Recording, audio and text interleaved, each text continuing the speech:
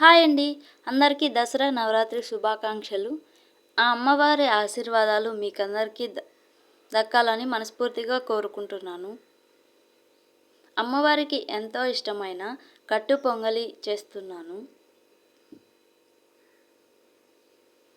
దీనికోసం ముందుగా గిన్నె తీసుకొని 1 గ్లాస్ బియ్యం, హాఫ్ గ్లాస్ పెసరపప్పు వేసుకొని బాగా వాష్ చేసుకోవాలి.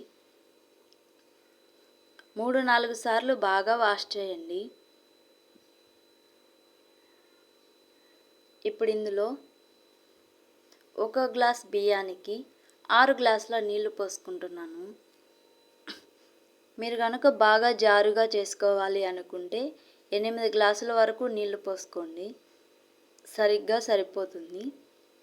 ఇప్పుడు దీన్ని తీసుకు స్టవ్ మీద పెట్టుకొని కుక్ చేసుకోవాలి.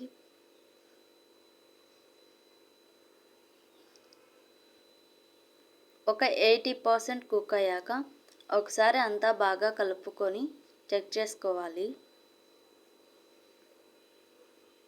ఇప్పుడు ఇందులోకి పోపు అయితే రెడీ చేసుకుందాం. మరొక స్టవ్ ఆన్ చేసి ప్యాన్ పెట్టుకొని 3 స్పూన్స్ నెయ్యి అయితే వేస్తున్నాను. మీరు నెయ్యి ప్లేస్లో ఆయిల్ అయినా వేసుకోవచ్చు, మీకు ఏది అవైలబుల్గా ఉంటే అది యూజ్ చేసుకోండి.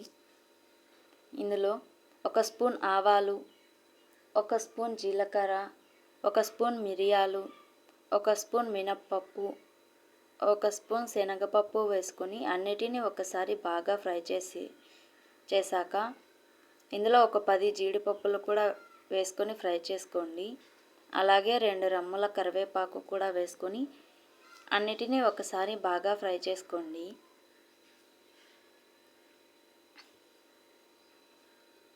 ఇప్పుడు ఇందులో ఒక ఎండుమిర్చిని కూడా యాడ్ చేసుకోండి.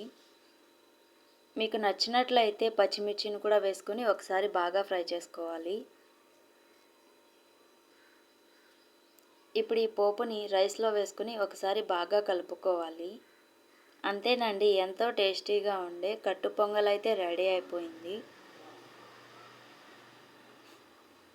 వీడియో నచ్చినట్లయితే లైక్ చేసి షేర్ చేయండి. తప్పకుండా సబ్స్క్రైబ్ చేసుకోండి. Okay, take care, bye.